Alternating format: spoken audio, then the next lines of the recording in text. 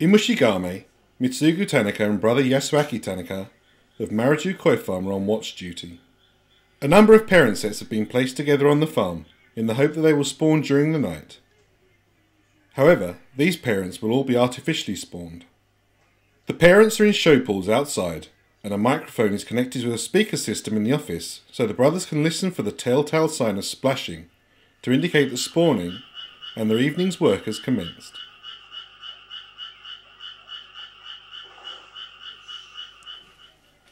At 8:55, the signal that Mitsugu and Yasu have been waiting for arrives. Using just torchlight, and in the pouring rain, they have to identify firstly whether any eggs have actually been released, and secondly which female has released them.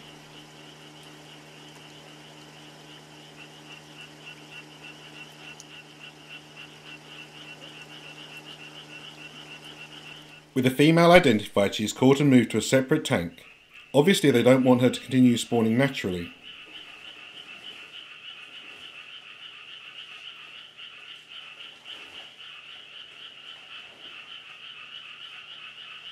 The vent is again checked to ensure that she is the correct female.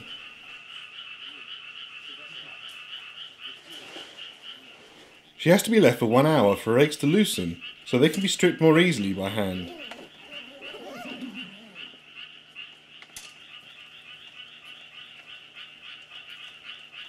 With the other parents secured again, Mitsugu and Yasu can return to the drive for a while.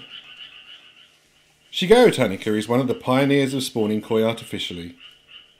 He is well aware it will be a long night ahead.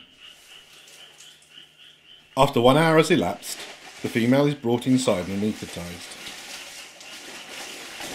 The bowl she is in is 1 metre in diameter.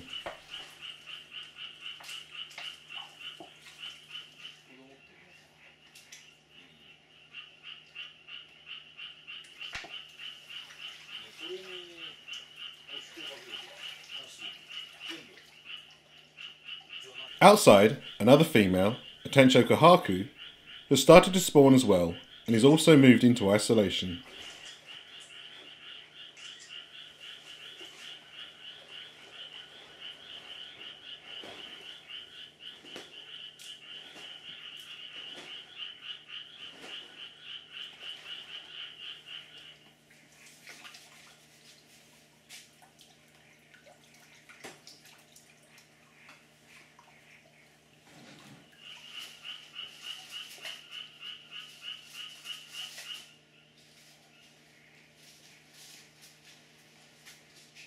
Slowly but surely the female falls under the effects of the anaesthetic, as Shigeo and Yasu look on patiently.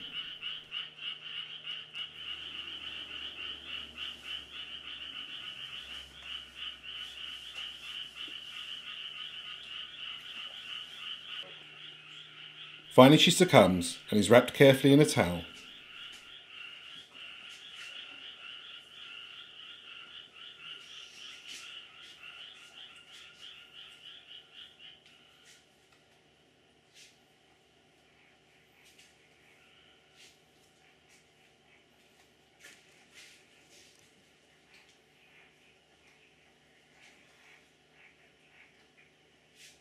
Before the eggs are removed, her vent and surrounding area must be dried thoroughly, as when the eggs are touched by water they will start to harden, preventing them from being fertilised later.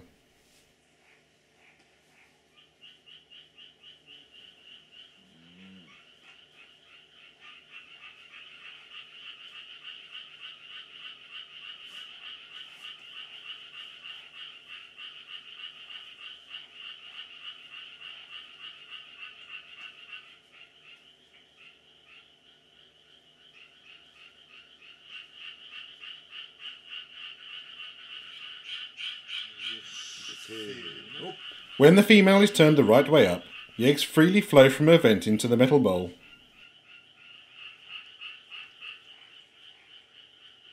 As the flow slows, gentle pressure is applied to the abdomen of the koi to ensure that all the eggs are removed. Any eggs left could cause problems in the future.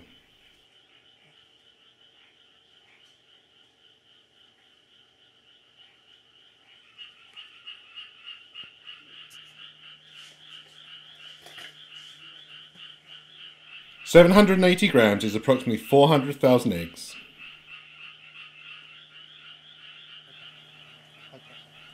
With the egg stripped from the female, a male kahaku is netted to be paired with her.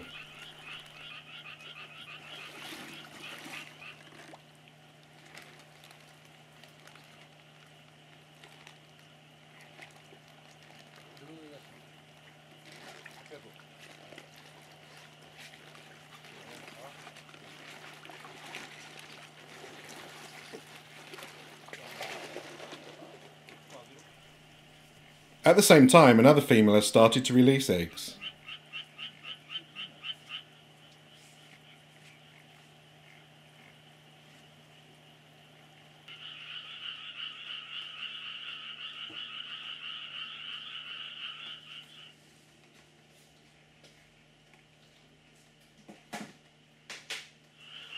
Shigeyoshi, the eldest of the three brothers, has also arrived.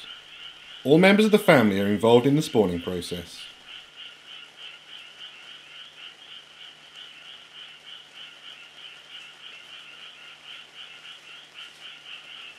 Like the female, the male is wrapped in a towel, although it seems he's still got a bit of fight left in him, so he's returned to the anaesthetic.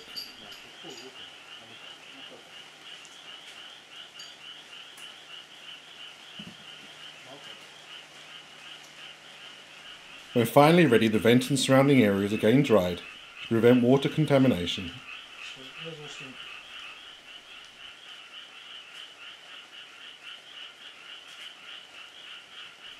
A gentle squeeze and sperm is soon coming from the vent.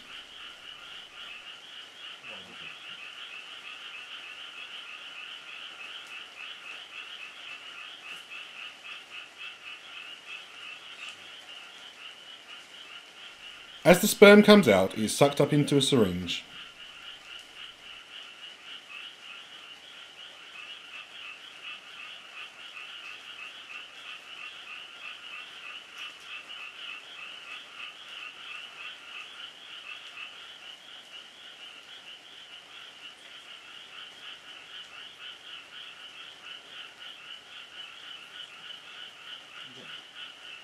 The work of the male and the female is over for the night. Now the rest of the process is in the hands of the breeder. The plastic strips state that this is a sankei crossed with kahaku and will be used to identify the eggs later.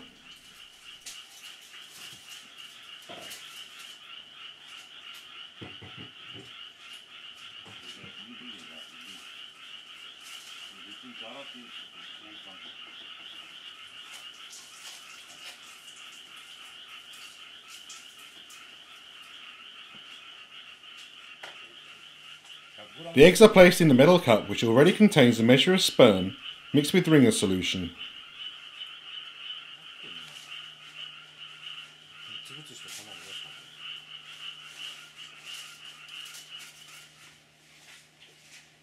The now fertilised eggs are then distributed evenly over the nylon spawning ropes, which are attached to a plastic frame.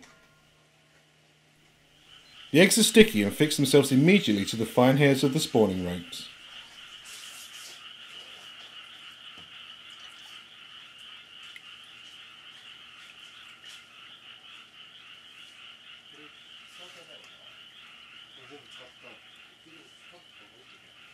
The frame is turned over and the process repeated to ensure even distribution of the eggs.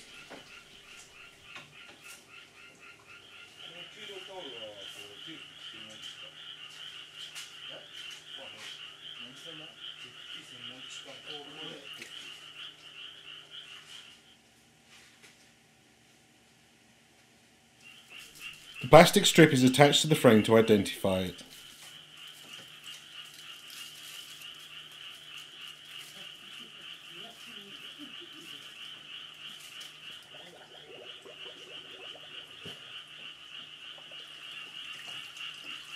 The first of many frames of hopefully fertilised eggs is complete. 11:30 p.m. and there is still a long night's work ahead for the Tanaka family. 5:20 a.m. and it's a damp, misty morning in Mushigame following a night of rain. For the Tanaka family, their work is just about complete. The frames of spawning brushes are now suspended in concrete ponds, awaiting transfer to the mud ponds later in the day. Shigeyoshi checks one remaining female who, so far, hasn't laid any eggs. When she will is hard to predict. Different breeders handle their eggs in different ways. These are the ponds of Kano Koi Farm who, like Mariju, hatch the fry in holding nets in a mud pond before transferring them to their growing ponds. Others may hatch the fry inside the koi house, or in the mud pond into which the koi are just allowed to swim freely upon hatching. These fry are just 9 days from their eggs being laid and fertilised. Their tiny transparent bodies enabling you to see the tiny swim bladder if they are inside.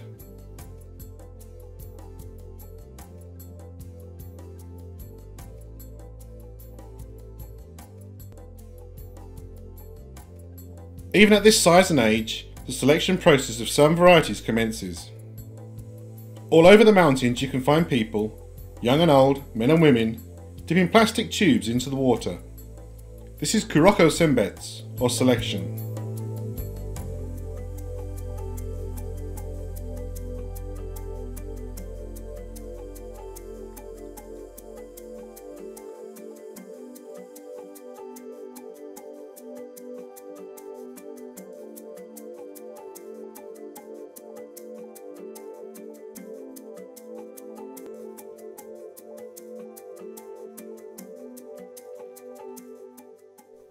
The breeders have long learned that when breeding black-based varieties such as Showa, Utsuri or Komonryu for example, that only the black fry will develop into good examples. At just 1 week old, the white and orange fry are rejected. With the long warm summer days, the young fry develop and grow extremely quickly.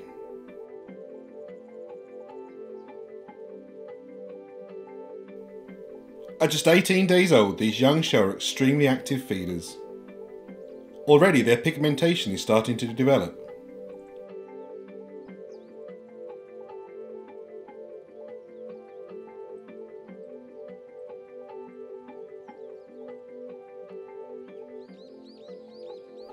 As can be seen, their pond is alive with activity and insect life.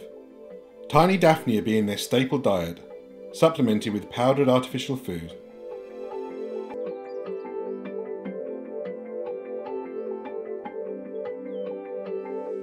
These are Sankei that were born the same day.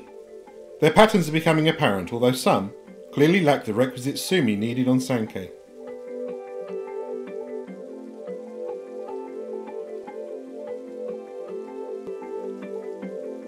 It's hard to believe that a few months earlier, these ponds were drained of their water, left to dry and then filled with snow. The abundance of life that has developed over such a short period since the snow melted is quite amazing.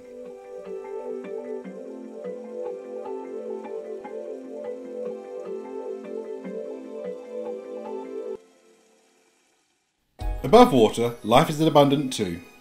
And indeed, the aerial display put on by the dragonflies and damselflies also contributes to new life underwater as they mate and lay their eggs in the ponds.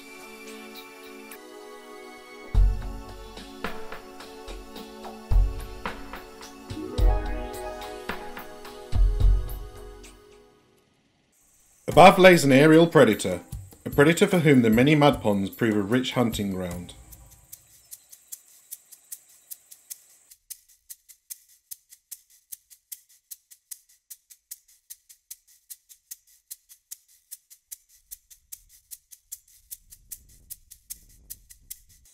The herons are just one danger the koi face during their short time in the mud ponds. The weather perhaps poses a greater danger. When July arrives, so does the rainy season. The rain is vital to keep the mud ponds topped up with fresh water. However, too often it can be the wrong kind of rain. Torrential downpours fueled by typhoons, heavy rain that can wipe out a pond of fry, heavy rain that bursts the banks of mud ponds, sending their contents spilling down the mountainside.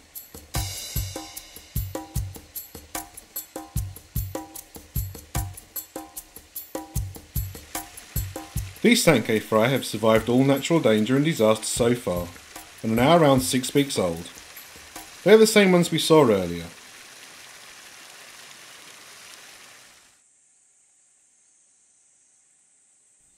Now is the time for Saito-san to undertake the first selection process.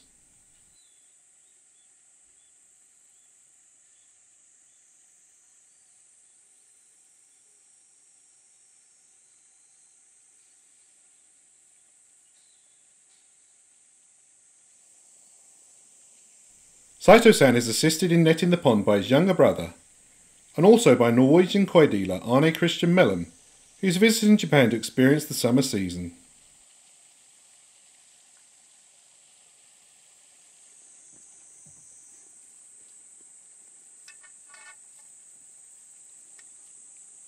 With the net drawn in, there is a swarming mass of orange, white and black. However, on closer look, the number of fry that exhibit all three colours is perhaps fewer than first thought.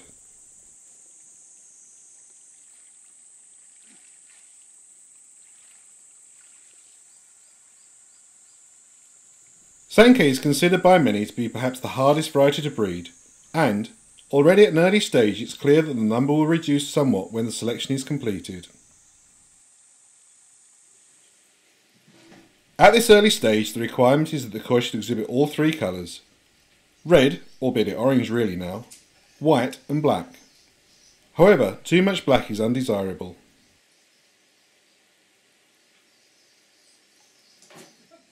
Armed with small nets, Saito-san, his brother, wife and Arne set about sorting through the 6-week-old fry, keeping only those that display desirable characteristics.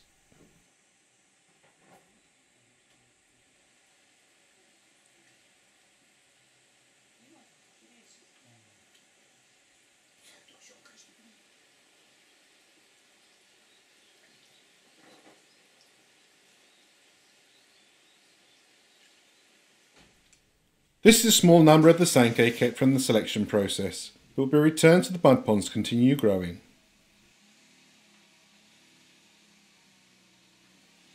These are kahaku of the same age feeding in the mud pond prior to the first selection taking place.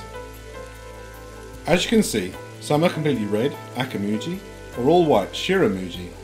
Others clearly display undesirable pattern characteristics.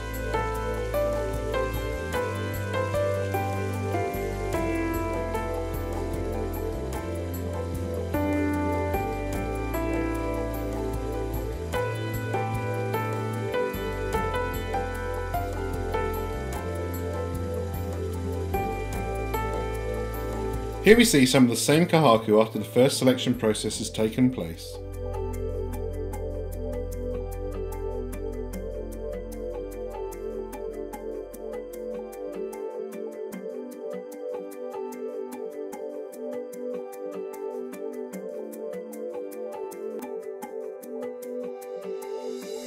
Saito-san returns them to the mud pond where they will continue to grow for a further 2 weeks, when they will be sorted through again.